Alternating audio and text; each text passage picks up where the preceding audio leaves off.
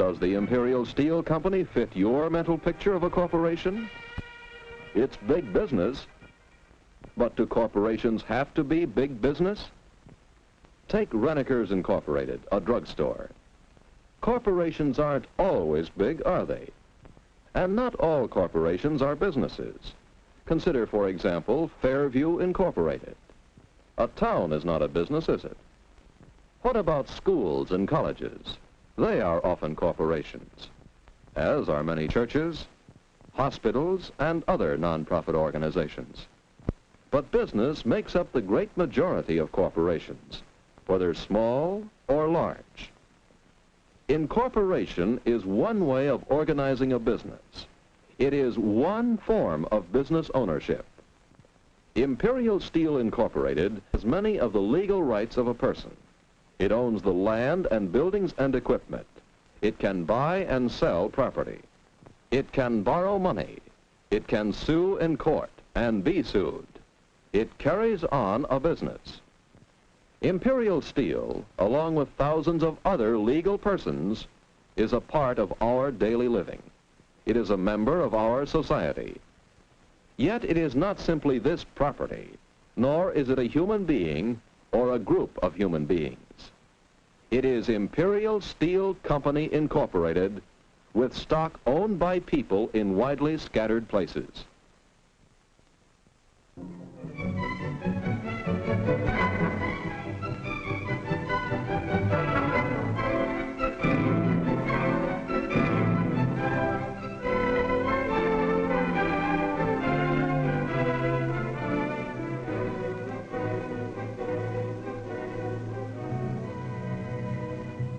I set a high value on my stock in Imperial Steel. It pays good dividends. It's a sound investment. And now you advise me to sell it. What kind of a lawyer are you, Sid?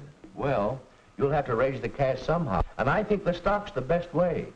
Your books show clearly that the store is in no position to pay for all this new equipment and decorating. So, you and your partners are each personally liable for the whole amount. My partners. You know very well they haven't got anything more to put into this business. Just because I have this stock and a little property, I have to come to the rescue or we'll be sued. Just as I told you when this partnership was formed. Each partner is personally liable for any debt or commitment to the store. As a partner, you are legally bound by such contracts to the limit of your personal assets. Partnership. How'd I ever get into this? I was a lot better off in the days when I ran the business myself. Fairview Clothing Store. Walter Brown, proprietor. A good little business. All my own. I was a, how do you say it legally? Single proprietor. That's it.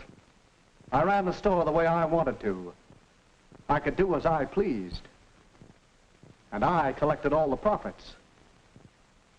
That's the way to run a business, on your own. A single proprietor. But you had difficulties in your one-man store.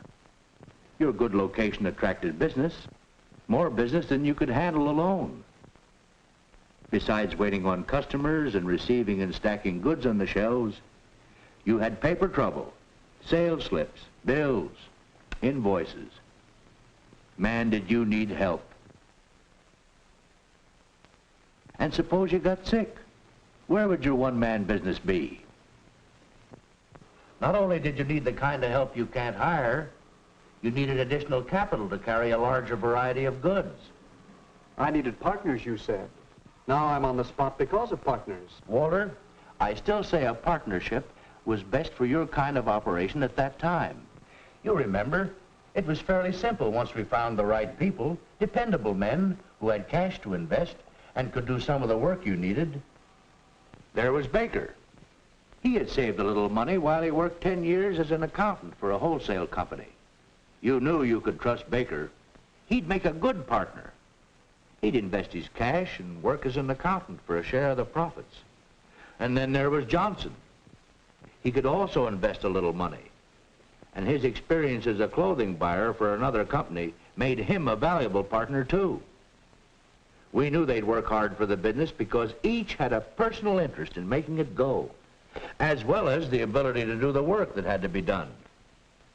So you were partners in the Fairview clothing store. And with their cash and their help, you were able to expand a little, take on some additional lines of goods.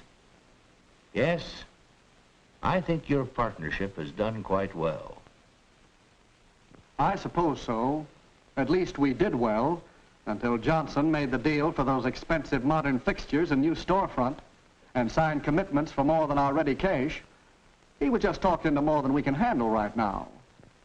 We'd like to modernize the store like that, but where is the money coming from? Johnson signed the contract. I have to pay for it.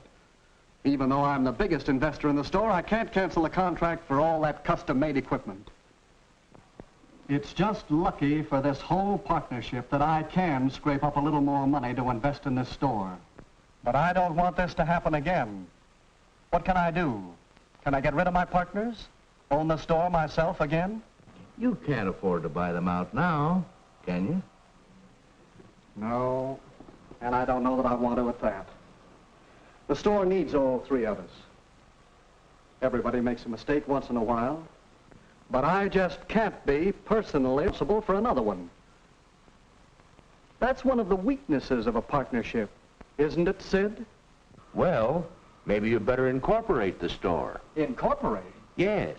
Issue stock to each partner in proportion to the amount of his investment in the store. With more than half the stock, you would have a controlling interest, voting control of the corporation which owned the store. You'd share your profits with the others in proportion to their stock ownership. Wait a minute. Issue stock, controlling interest. That sounds like a lot of paperwork. Red tape. Oh, it does get a little complicated, and you may as well know there are other disadvantages.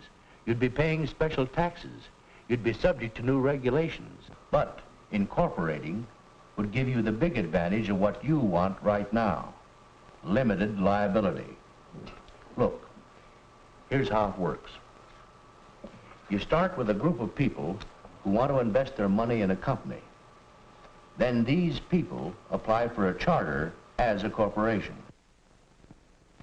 The state government issues a charter to that corporation. Now that corporation operates legally as an individual person. It is not a group of people. It is under the law a legal entity, or the same as one person engaged in business. And that person is responsible for the debts and... Look here a moment. Here is the Fairview clothing store as it is now, with the three of you as partners. Suppose you all agree to dissolve the partnership and incorporate. The stockholders will elect a board of directors. In this case, as largest stockholder, you can select a board of directors, yourself and your partners, who will vote to make you president of the corporation. Legal and complicated. But if you say it's necessary, and it will let me, the corporation, what to do, I'm in favor of it. And it will mean that none of the stockholders can be held liable for any more than his original investments. Sure. That's what we mean by limited liability. Well then, I think it's a good idea. I do too. As a matter of fact, I was thinking I'd like to put some money into Fairview Clothing Store Incorporated. Looks like a good investment to me. Maybe you'd like to invest enough to pay for this equipment and decorating? Well, the amount involved would still leave you with a controlling interest. I'll do it. Let's see if we can get your partners to agree to incorporate. Maybe I can hang on to my stock in Imperial Steel Incorporated. Yes, Mr. Brown will remain one of the many owners of Imperial Steel Company Incorporated. Because the stock of this company is offered on a stock exchange to the general public, it is known as an open corporation. Like many large open corporations, Imperial Steel is not controlled by any one person. Stock shares are bought and sold as large and small investments of many people. The management of the company is handled for the stockholders by the elected board of directors. Thus, by the pooling of capital at limited risk to the individual owners, corporations can make a contribution to clothing in our economic life.